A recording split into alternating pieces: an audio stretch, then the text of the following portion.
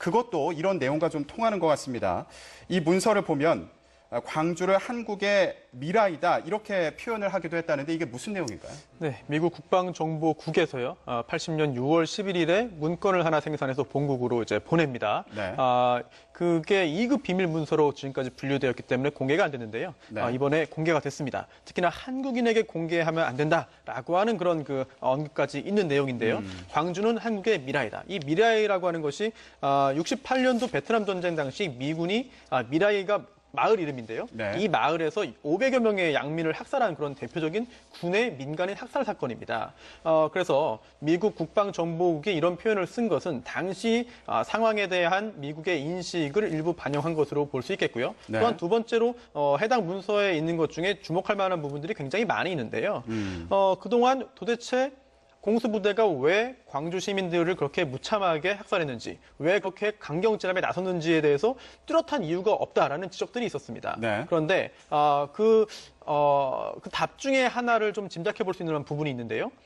내용들이 이렇게 돼 있습니다. 당시 한국군이 잔인하게 처리했던 것은 군부 실세였던 전두환, 노태우, 정호용들이 베트남전에서 실전 경험했기 때문이다라고 하는 언급이 있습니다. 이런 네. 걸 볼 때 당시에 어떻게 이렇게 잔인하게 처리했는가 하는 점에 대한 그 짐작을 할 수 있겠고요. 그리고 또 게임 플랜이라는 표현도 등장합니다. 이거 그동안 짐작이었는데요. 신군부가 정권을 찬탈하기 위해서 여러 가지 계획을 세우고 그 계획 과정에서 계엄을 전국으로 확대하고 그리고 또 광주에서의 학살을 사실상 만들어낸 거 아니냐, 유도한 거 아니냐라는 네. 짐작들이 있었는데 그동안 뚜렷한 증거는 없었거든요. 하지만 이번에 공개된 2급 비밀 문서를 통해서 그런 짐작들이 사실 가능성을 조금 더 높게 생각할 수 있지 않을까. 그렇게. 실탄 51만 발 정도가 사용이 됐습니다. 이 한 지역에서 우리 국민을 상대로 이렇게나 많은 총알이 사용됐다는 게 놀랐습니다. 중화기도 상당수 포함이 좀 돼 있었고요. 수리탄도 194발이 좀 나왔습니다. 그리고 헬기 기관총 사격 증거도 좀 나왔고요. 5.18 발포 명령자 확실히 규명하라 이런 얘기를 했습니다. 오늘 국방부 업무보고에서도 또 이런 얘기를 좀 문재인 대통령이 했습니다. 엄청난 양의 실탄 사용 경위 규명돼야 한다는 얘기를 했고요. 아이에게도 총기를 쐈다라는 주장도 나오고 있습니다. 전두환 전 대통령 측근 최수창 부인은 진실이 30년, 50년 후에 밝혀질 것이다 이런 얘기를 좀 하고 있습니다. 이 의미가 무엇일지 좀 영상을 잠깐 좀 보고요. 와서 6분의 얘기 좀 듣도록 하겠습니다. 사망자는 어떻게 처리했습니까?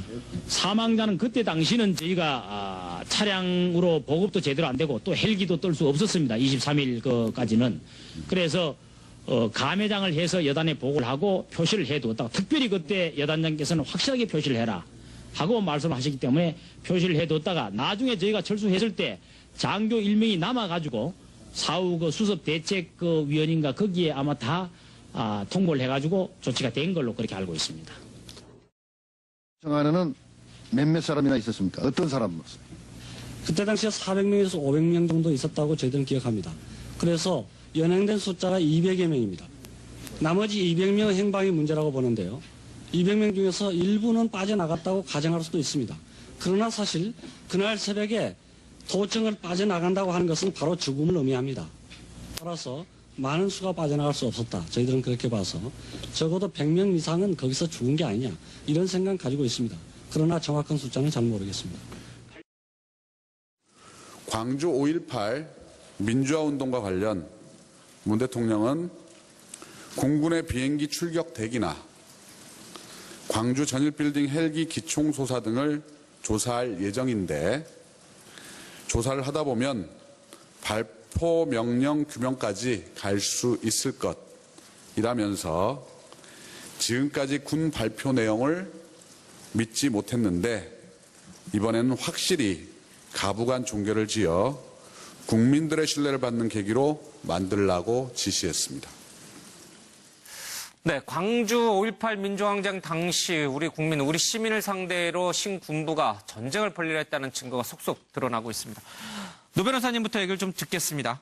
도청 앞에서 헬기 사격이 있었던 것으로 보인다는 결론을 내렸습니다. 정진명 기자입니다.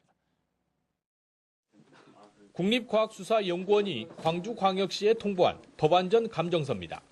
광주 금남로 옛 전남도청 앞 전일빌딩의 외벽과 최고층인 10층의 내부 기둥 주변에서 발견된 185개 총탄 흔적을 분석한 내용입니다. 탄은이 수평 또는 하향 각도를 보여 헬기가 정지 비행 상태에서 발사했다는 겁니다. 그 당시에 10층 이상의 건물이 없었고 어떤 총을 쐈는지에 대한 판단은 유보했지만 M60 기관총일 가능성도 열어놨습니다. 당시 계엄군이 시민들을 향해 헬기에서 기관총을 난사했다는 증언이 그동안 청문회 등을 통해 꾸준히 나왔습니다. 하지만 군은 당일 항공작전 일지 자체가 없다며 헬기 사격을 한사코 부인해왔습니다. 국과수는 이를 판단하기 위해 지난해 9월부터 3차례 현장 조사를 벌인 끝에 국가기관으로는 처음으로 헬기 사격을 인정한 겁니다. 공격용으로 사용이 된 것이다. 일방적인 공격이다. 그렇게 봐야 되겠죠. 광주시는 이번 감정 결과를 바탕으로 전일 빌딩 안에 추모 공간을 마련할 계획입니다. JTBC 정진명입니다. 세계 처음으로 알린 독일 언론인 위르겐 힌스페터 씨의 유품이 고인의 뜻에 따라서 이곳에 안장됐습니다. 정진명 기자의 보도입니다. 계엄군에게 두들겨 맞으면서 끌려가는 사람들. 피투성이가 된 청년은 두려움에 떨며 시신 옆에 엎드려 있습니다. 당시 독일 공영방송의 일본 특파원이었던 위르겐 힌츠페터 씨가 촬영한 영상입니다. 계엄군의 감시를 뚫고 광주로 잠입해 기록한 영상은 광주의 참상을 전 세계에 알리는 결정적인 계기가 됐습니다. 평소 광주에 묻히고 싶다는 고인의 뜻에 따라 유족들은 손톱과 머리카락 등 유품을 광주 망월동 구묘역에 안치했습니다. I want to thank you all that you could make it through. That's the deepest wish from my husband Jürgen Hinzpeter. 추모식에는 당시 고인과 함께했던 외신 기자 4명도 참석해 고인의 넋을 기렸습니다. 광주 시민들도 고인에게 감사의 마음을 전했습니다. 어려운 시기에 광주 사람들에게 힘이 됐는가 이런 것들에 대해서 충분한 공감대가 형성이 됐었기 때문에 목숨 걸고 광주의 진실을 알린 위르겐 힌츠페터 5월 영령 곁에 영원히 잠들었습니다. JTBC 정진명입니다. 신우식 준장이 지휘하는 70수여단 33, 35대대의 이른바 화려한 휴가는 이렇게 시작됐다.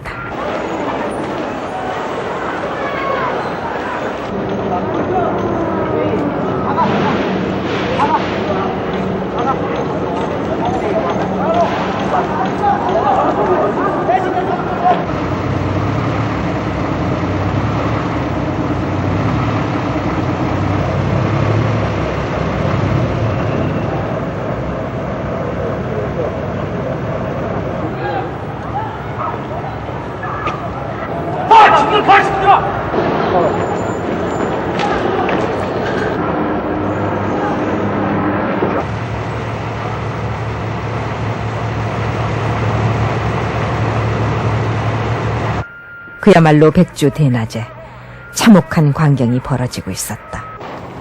거리를 가득 메운 것은 오직 공포였다.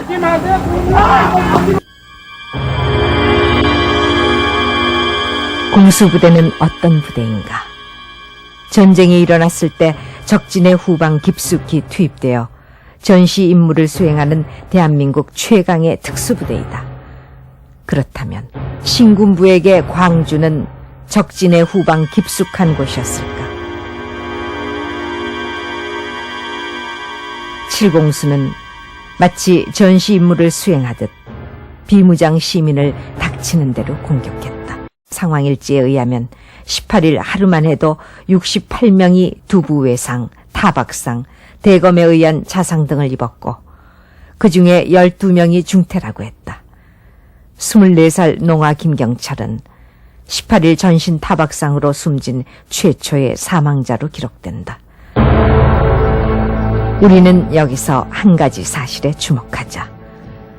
5월 18일 7공수 여단의 투입에 이어서 신군부는 같은 날 최웅준장이 이끄는 11공수 1200여 명을 광주에 추가로 투입했다.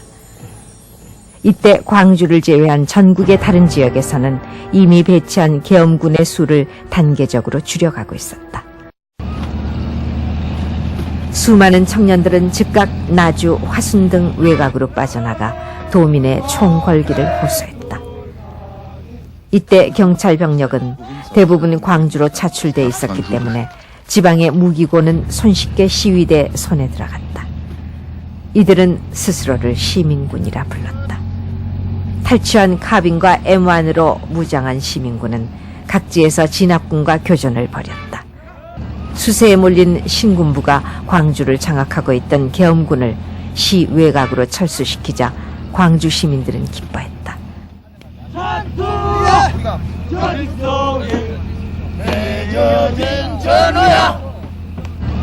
무장 시위대는 광주시 외곽의 경비를 맡는 한편 환자 수송, 주요 관공서 치안 유지 등 스스로의 임무를 나누어 맡았다.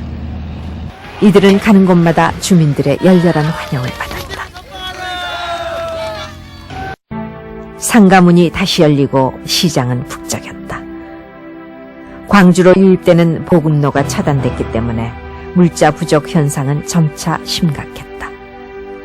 그러나 광주 시민들은 이러한 불리한 상황에 지혜롭게 대처했다.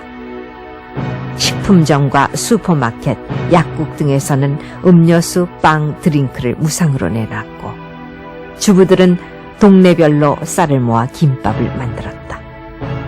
치안부재의 상황 속에서도 당시 광주 시내 45군데 금융기관 중 강도의 습격을 받았다고 기록된 곳은 한 군데도 없었다.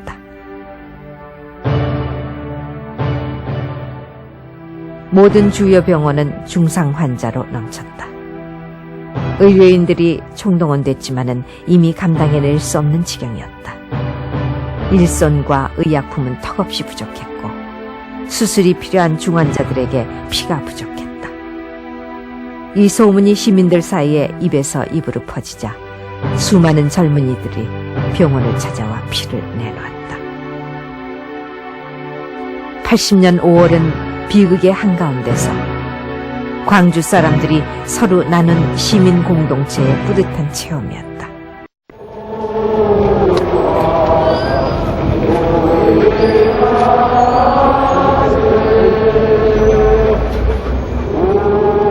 외로운 도시 광주.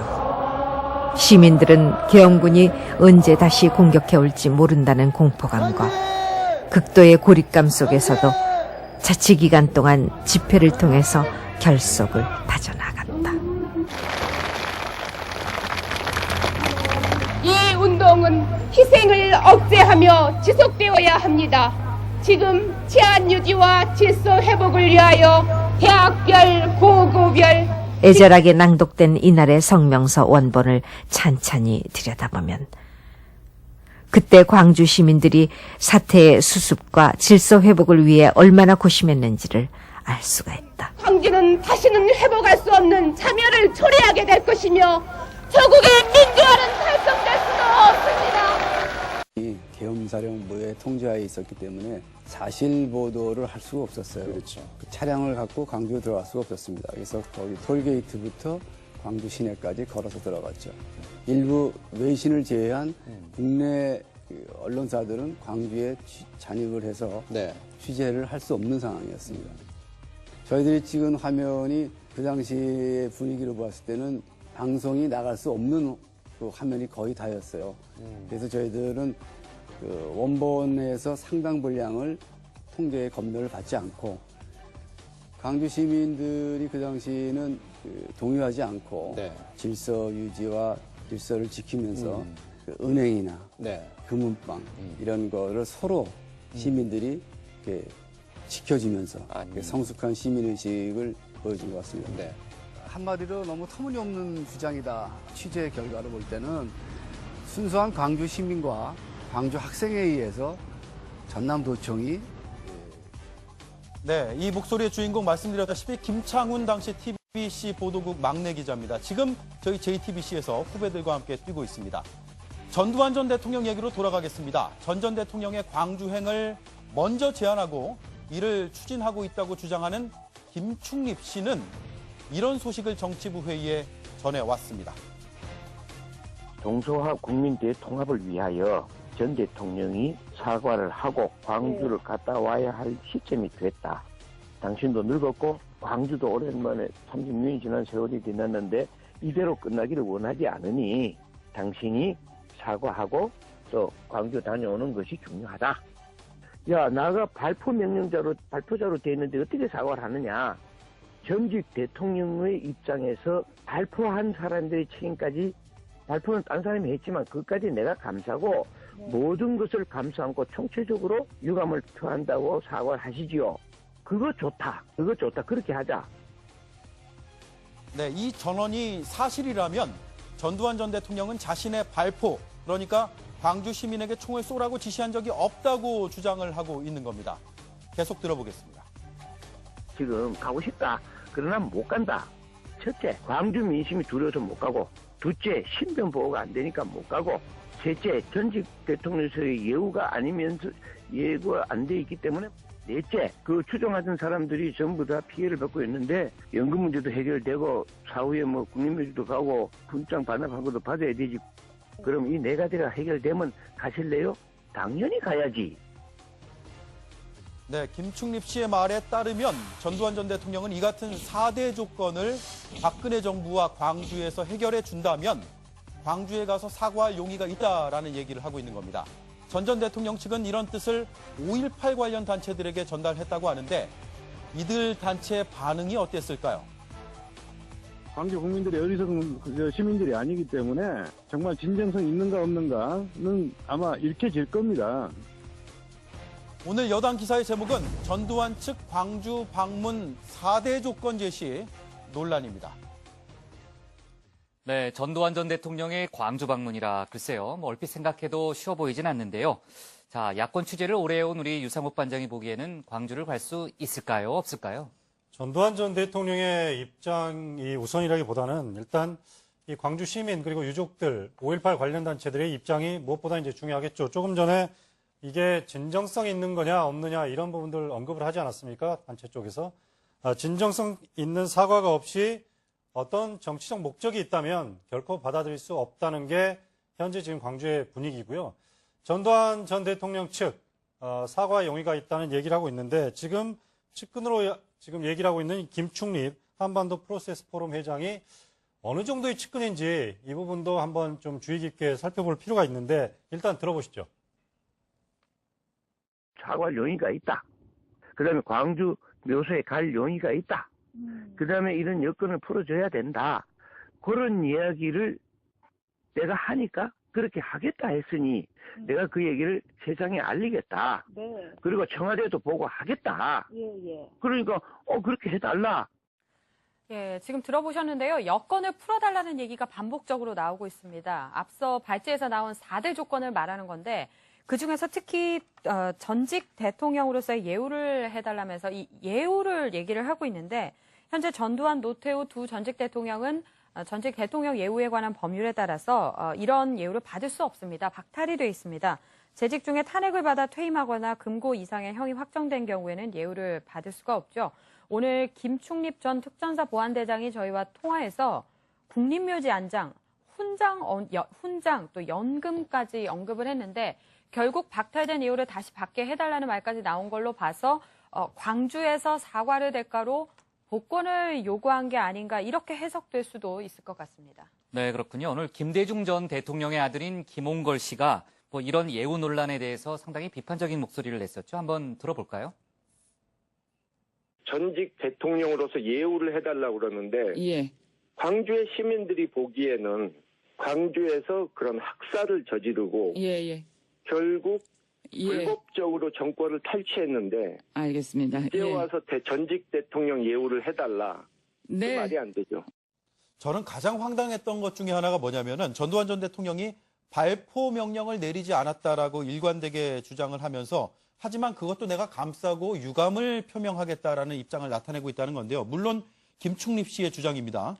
계엄군이 첫 총격을 가한 게 그런데 따져보면은 1980년 5월 20일 오후 10시 반 광주역 앞인데 당시의 계엄사령관 누구냐? 이희성, 보안사령관 전두환입니다. 1996년 5.18 관련자 재판 결과를 제가 오늘 찾아봤는데요. 재판부가 이렇게 판시하고 있습니다. 군 수뇌부로 하여금 자위권 발동을 결정하게 한 사람이 전두환이라고 아니 볼 수 없다. 그러니까 전두환 전 대통령의 책임을 간접적으로 인정을 법원에서는 이미 해놓은 상황입니다. 이번에 광주 방문 추진이 그래서 광주에서 1980년 5월에 있었던 165명의 광주 시민의 죽음, 400여 명의 행방불명, 또 1,600명의 부상자를 일으킨 발포에 대해서 전두환 전 대통령은 책임이 없다라는 것을 명분화시키기 위한 그런 움직임으로 해석될 수도 있어서 굉장히 예의주시해야 될 부분인 것 같습니다.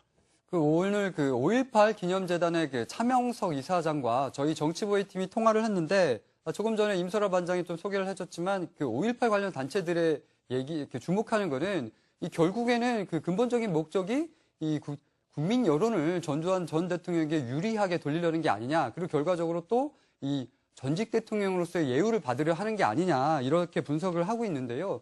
또 다른 전두환 전 대통령의 측근들은 김충일 씨가 가까운 인사도 아닌데 이 전두환 대통령의 전 대통령의 의중으로 포장을 해서 잘못된 이야기를 만들어내고 있다. 이렇게 또 지적을 하기도 합니다. 5월을 미끼로 결국은 자기 정관 애호에 대한 대통령으로서 애호에 대한 회복을 노리는 것 같다는 생각이 좀 들고요. 일단 슬그머니 하여간 던져보는 좀 모양새가 아닌가. 그래서 네. 상당히 지금 사실은 불쾌합니다. 허 반장 얘기대로라면은 오히려 지금 광주 시민과 유족들에게 한 번 더 상처를 주는 그런 식이 되는 거네요. 아무튼 5.18 민주항쟁이 다시 앞으로 다가왔고요. 지금 36년 전의 참상에 대해서 새로운 증언들이 계속 나오고 있죠. 그때 광주를 취재했던 외신 기자들 15일부터 그냥 일요일부터 19일까지 광주를 방문한다고 하는데요. AP통신의 테리 앤더슨 기자, 공수부대원들이 상점과 시내 버스 안까지 쫓아가 시민들을 잡아 끌어냈고요. 곤봉과 최루탄은 물론 총까지 쐈다. 5.18은 사실상 군인들에 의한 폭동이었고 광주는 분노로 일어섰다. 이렇게 얘기를 했습니다. 네, 1980년 외곽에 있던 계엄군이 광주로 진입한 5월 26일 상황을 취재한 미국의 브래들리 마틴 기자는요. 소련의 아프가니스탄 침공, 인도의 간디 수상 암살, 후폭동 등 세계적 사건들을 취재해왔지만 기억 속에 가장 또렷한 사건은 단연 광주였다. 이런 입장을 밝혔습니다. 뉴욕타임즈의 서울 특파원이었던 헨리 스코트 스톡스는 이 군인들이 착검된 총으로 인간을 도육하는 상황을 이해하기 위해서 500여 년 전에 영국과 프랑스 간에 얼마 전 5.18 광주 민주화운동 진상규명을 특별 지시한 문재인 대통령. 이번에는 5.18 조사 대상에 발포 명령자까지 포함시켰습니다. 공군의 비행기 출격 대기나 광주 전일빌딩 헬기 기총소사 등을 조사할 예정인데 조사를 하다 보면 발포 명령 규명까지 갈 수 있을 것